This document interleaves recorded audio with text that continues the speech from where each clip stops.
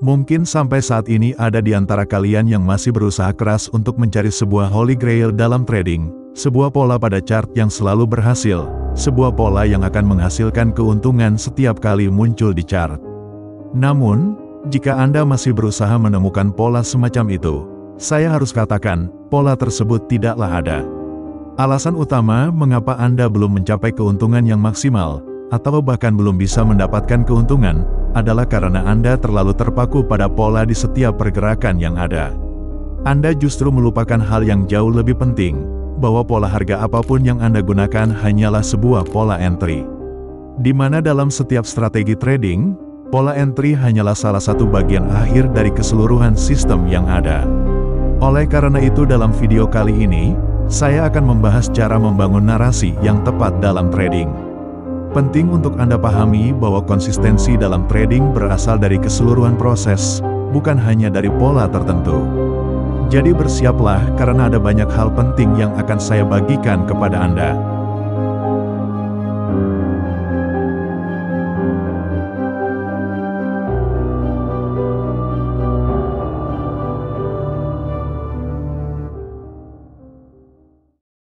Sebelum kita mulai membahas lebih jauh, mari kita mulai dengan mengidentifikasi kesalahan utama yang mungkin sampai saat ini masih Anda lakukan.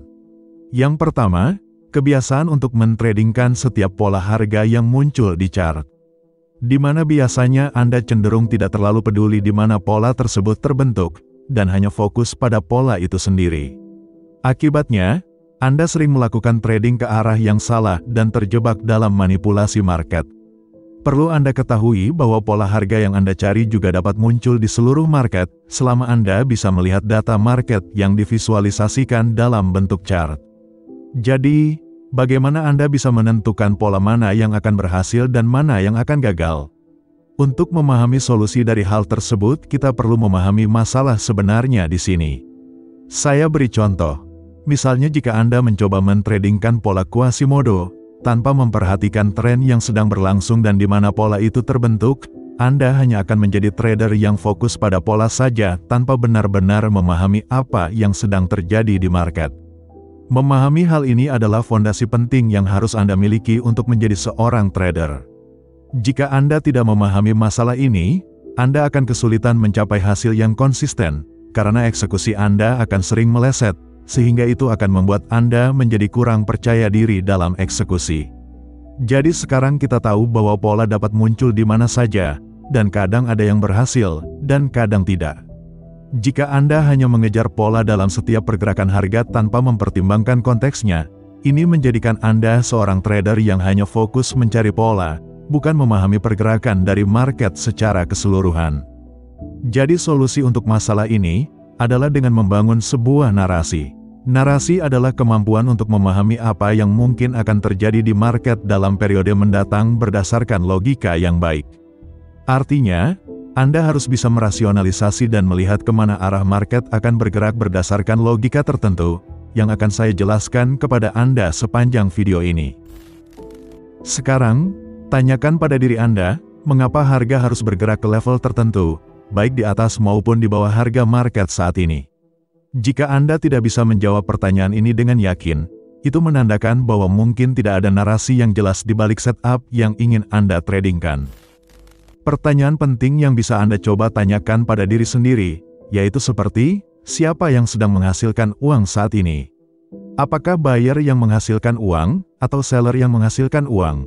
Untuk menjawabnya dengan yakin, Anda memerlukan sebuah narasi yang jelas. Narasi adalah sesuatu yang perlu kita pahami dari chart agar bisa benar-benar menguasainya. Jadi, supaya tidak membingungkan, mari langsung kita bahas contohnya di chart.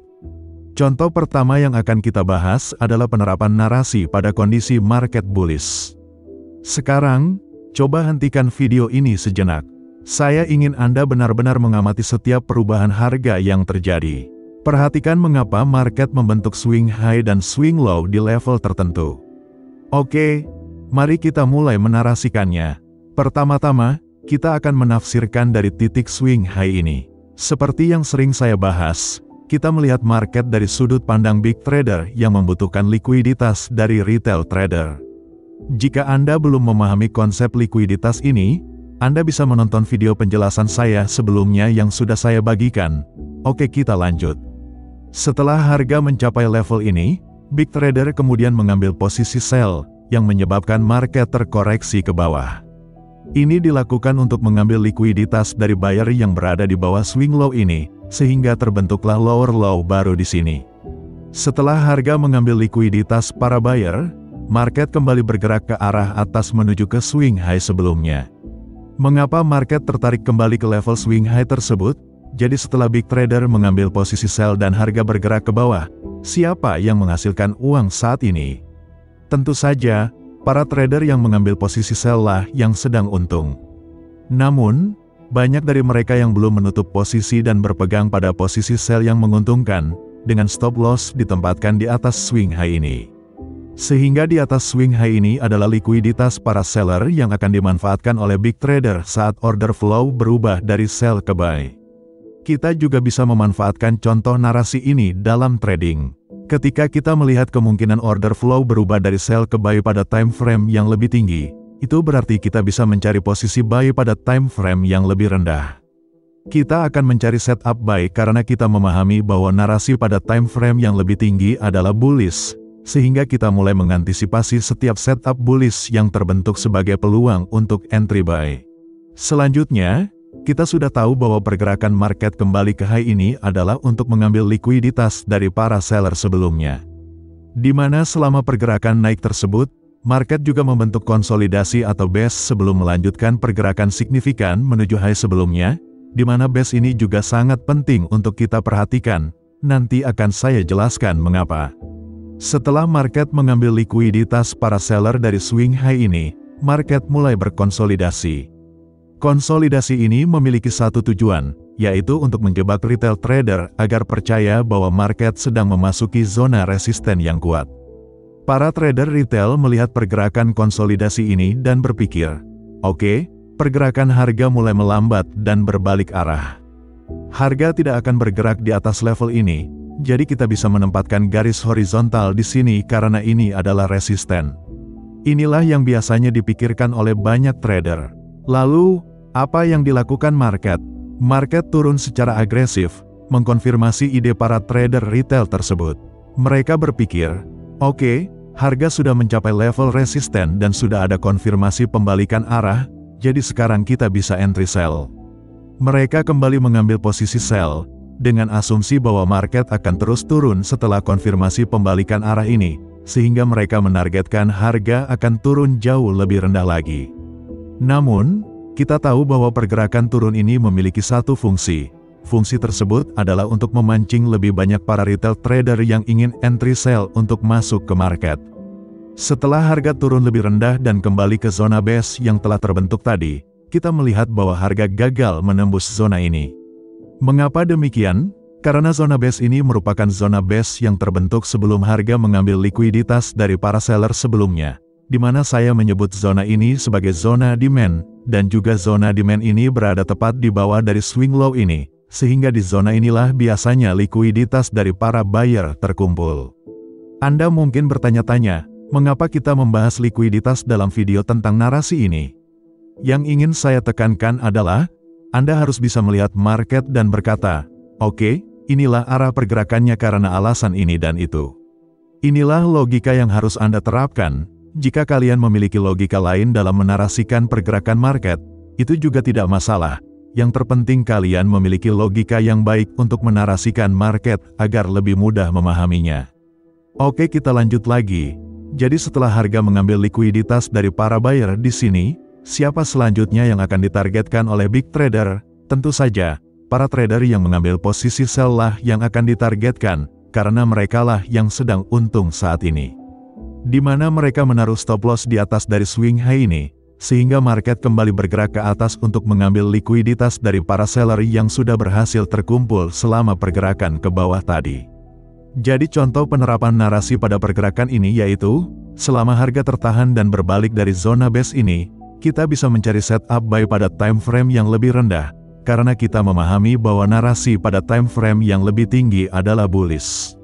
Mari saya tunjukkan contoh lain, yaitu narasi untuk di area ini, di mana karena harga baru saja mengambil likuiditas para seller sebelumnya, maka kita tidak akan mencari peluang buy di area ini, sebab kita tahu bahwa setelah mengambil likuiditas para seller, biasanya big trader akan menargetkan likuiditas dari para buyer, sehingga dalam situasi seperti ini, lebih baik kita mencari peluang untuk entry sell.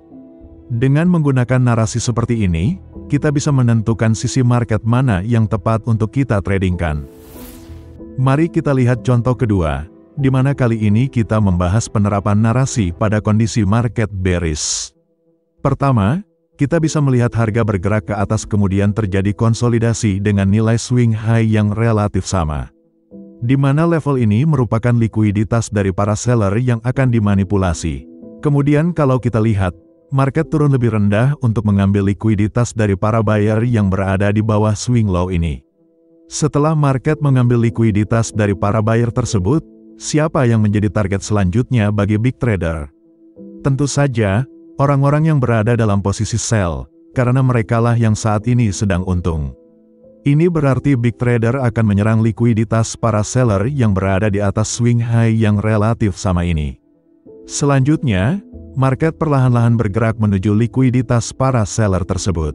Sampai pada akhirnya, kita akan melihat market menembus level swing high yang relatif sama. Setelah market berada di atas swing high tersebut, Anda mungkin berpikir untuk mencari entry pada retracement setelah breakout, karena biasanya resisten yang telah ditembus akan berubah peran menjadi support. Namun, penting untuk memahami bahwa perubahan peran ini biasanya hanya terjadi pada momen tertentu dan pada harga tertentu saja. Dalam kasus ini, Anda bisa melihat kalau saat ini harga berada di atas swing high yang relatif sama. Jika Anda juga menerapkan konsep breakout dan retest di level resisten ini, kemungkinan besar Anda akan terkena manipulasi, sebab saat ini market sedang melakukan manipulasi ke arah atas dengan menyerang likuiditas para seller. Dan dengan melakukan hal itu, market sebenarnya juga sedang dalam proses memanipulasi likuiditas para buyer di bawah swing low ini, dan di bawah swing low lainnya yang terbentuk di sini. Anda dapat melihat bagaimana para retail trader akan melihat swing low tersebut dan berpikir, itu adalah swing low yang kuat untuk menempatkan stop loss saya. Tentu saja, kita tahu bahwa yang terjadi adalah sebaliknya, bahwa swing low tersebut akan ditembus pada waktunya nanti. Tapi konsep narasi yang perlu kita ingat adalah, bahwa market harus naik lebih tinggi terlebih dahulu sebelum bisa turun lebih rendah, begitu juga sebaliknya. Oleh karena itu, jika kita berada di posisi ini, kita akan mencari peluang untuk entry sell, karena kita telah mencapai area likuiditas para seller sebelumnya, dan kita mengantisipasi bahwa market akan bergerak ke arah likuiditas para buyer berikutnya.